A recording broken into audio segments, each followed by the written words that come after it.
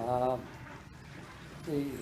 we got together with most of the skiers in the Denver area, Norm and Teresa.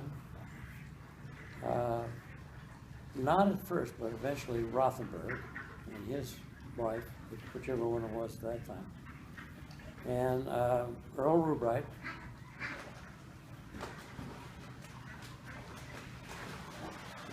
I can't think who else, but anyway, they were about five. What? Kay and Jim? And, well, they weren't there then. Oh, okay. Kay and Jim, he was finishing up his medical at Denver and decided to come to Denver. So anyway, well, as soon as he came, of course, they got into it right away.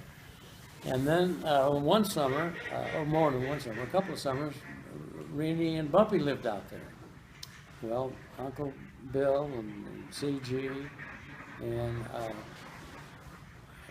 June's husband and I got together one weekend, and we built that lake, that jump over a weekend. So I'd rush out there, and there would be Uncle Jim waiting to pull me. Well, what's the matter? You want some more? Anyway, this particular Jim had his chest. I said, I made a Waco. I said, well, that's great. Let's see it. They said David was in the boat while this was going on.